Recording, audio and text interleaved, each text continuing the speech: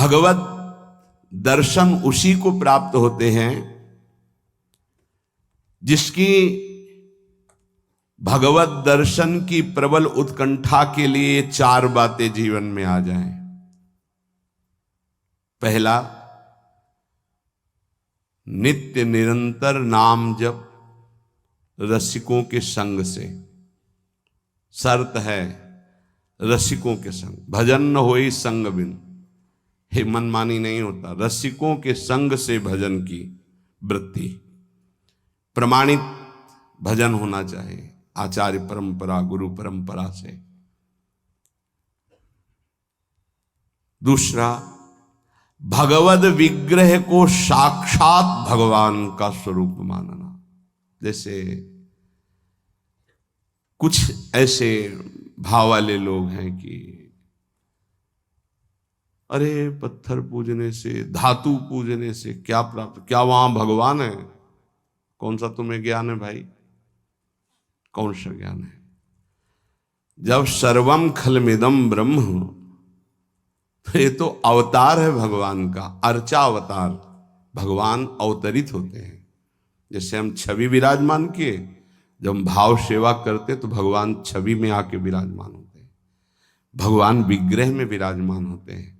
ये श्रद्धा और विश्वास का विषय है, ये नास्तिक लोगों को समझ में नहीं आएगा।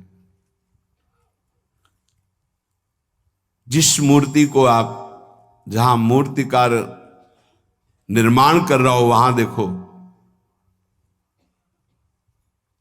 उसी मूर्ति को पूज करके ब्रह्म प्राप्त, भगवत प्राप्त महापुरुष हो गए। प्रेमाश्रुओं से अभिषिक्त किया है। ये बाहर वालों की ऐसों की बातें न सुने, नहीं तो जो छोटी श्रद्धा वाले लोग होते हैं उनकी श्रद्धा नष्ट हो जाती है। अरे क्या है, ऐसे से ऐसा ना वो बोलते हैं, ना वो खाते हैं, ना देखते हैं, और ऐसे विराजमान। आपको क्या पता है? आपका भाव है क्या? आप जानते नहीं हो। भाव आ जाएगा तो साथ चलते हैं, बोलते हैं, खाते हैं, देखते हैं। भाव का खेल। एक प्रसंग में एक ब्राह्मण बूढ़े के साथ एक जवान तीर्थ यात्रा में गया था। सारांश में बता रहे हैं। ब्राह्मण तीर्थ यात्रा का इच्छुक हुआ, पर उसको लगा कि मेरे बेटे तो हैं, पर धनी होने के कारण वो विलासिता में युक्त हैं, मेरे साथ तो चलेंगे नहीं।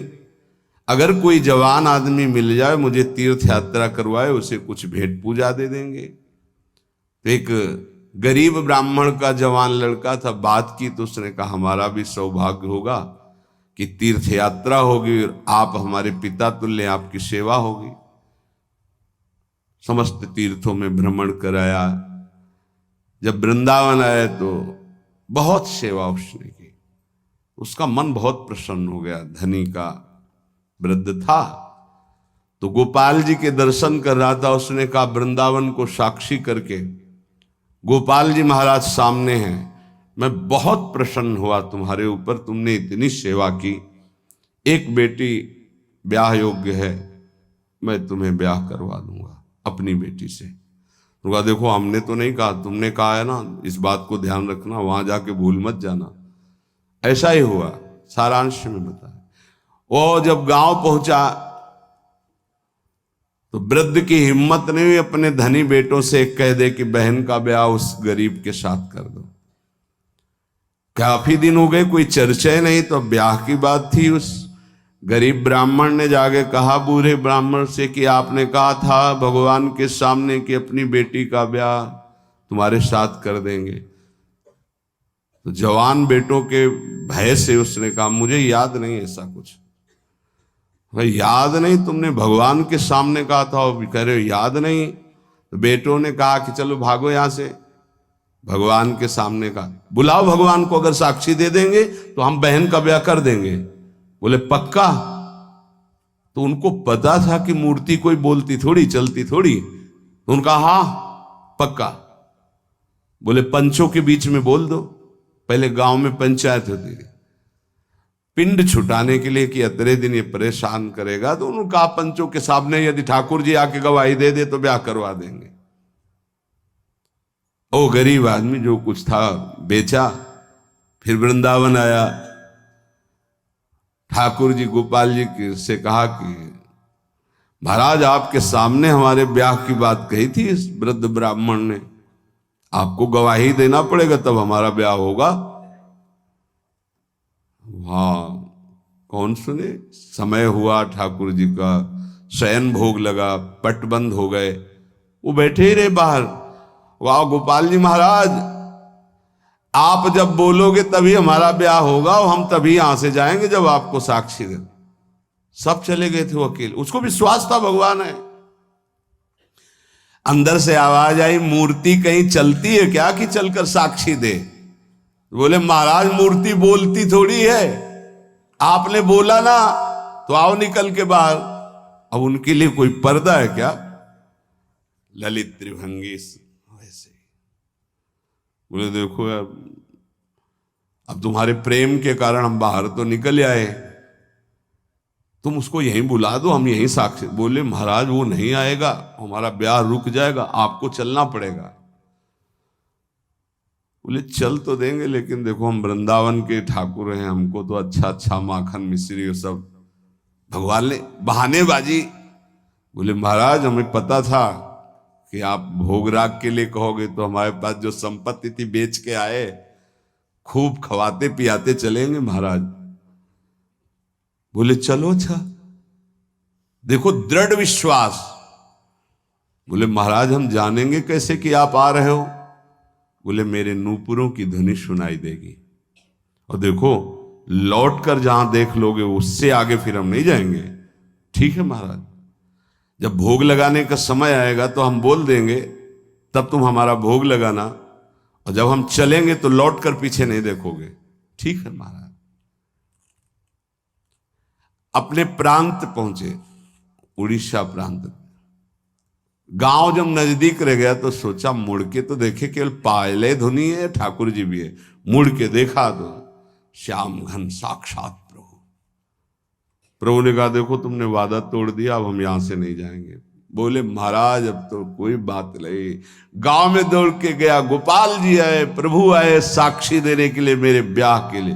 पूरा नगर दौड़ पड़ा, पंचायत के सब ने देखा प्रभु विराजमान। अब किसी की हिम्मत थोड़ी थी कि पूछ ले, जबरदस्ती उस बुड्ढे से कहा ब्याह करो भगवान वृंदावन से साक्षी। आज भी साक्षी गोपाल के रूप में भगवान विराजमान। क्या हुआ, जिसे तुम मूर्ति समझते वो चल के उड़ीसा तक गए और गवाही दी। विट्ठल भगवान बातचीत करते थे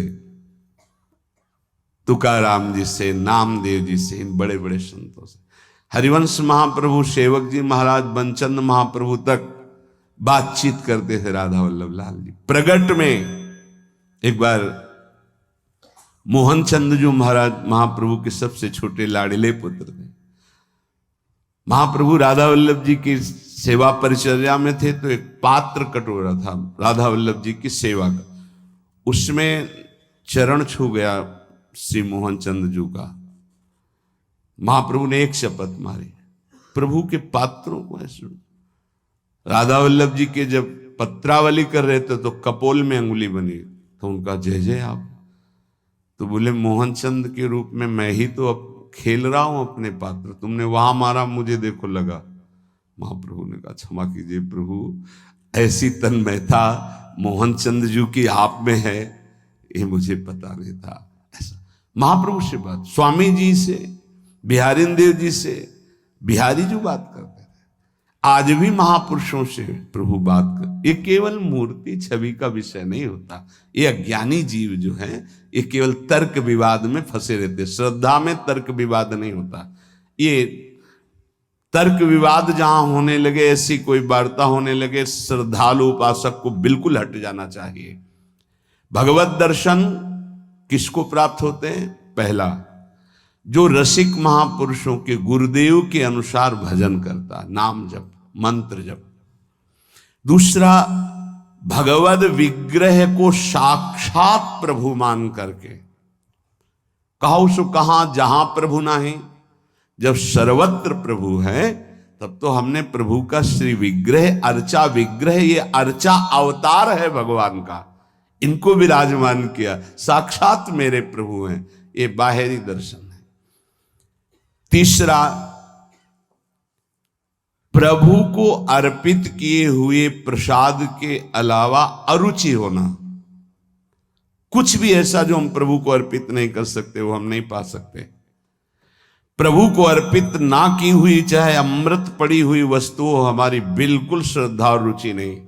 हमारे प्रियालाल ने नहीं पाया तो हम उसे चख नहीं सकते।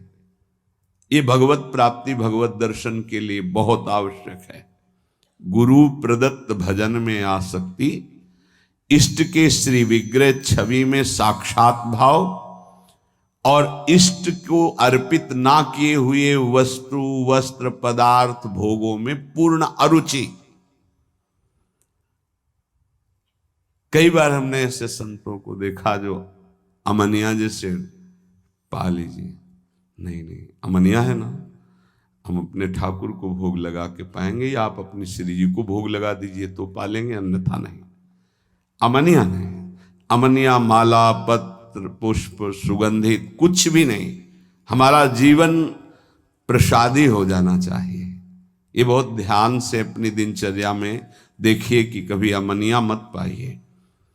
चौथा, सहनशील। ये बहुत आवश्यक है। बहुत सहनशील उपासक को होना चाहिए।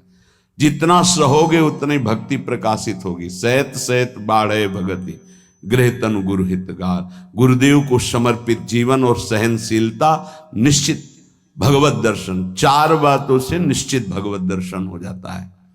ये बहुत खास बात है जिसको धारण करना बहुत कठिन है, पर गुरु कृपा पात्र बहुत सरल ढंग से इसे निर्वाह कर ले जाता है। क्या? किसी से मतलब नहीं।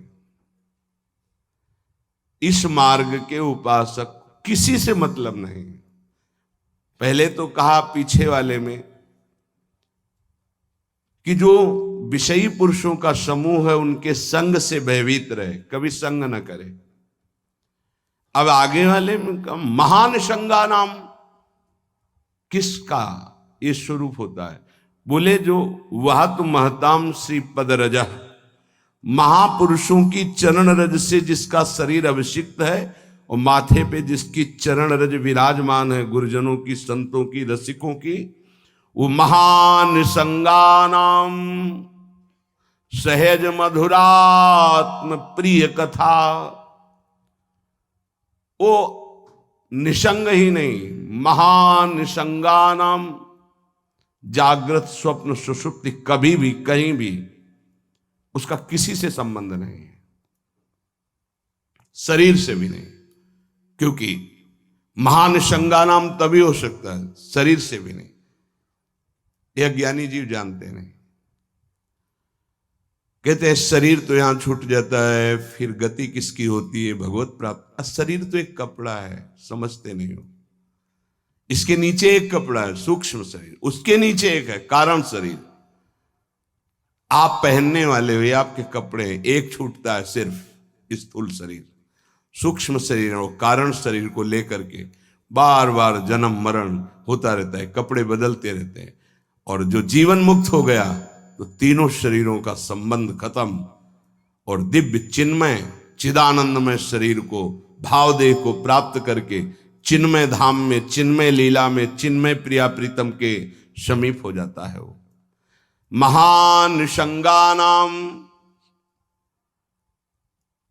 साधक का स्वभाव ऊपरी बड़ा ही रुक्ष होना चाहिए। साधक का रुक्ष, सबको ये लगना चाहिए कि बड़ा बेरुखा आदमी है ये,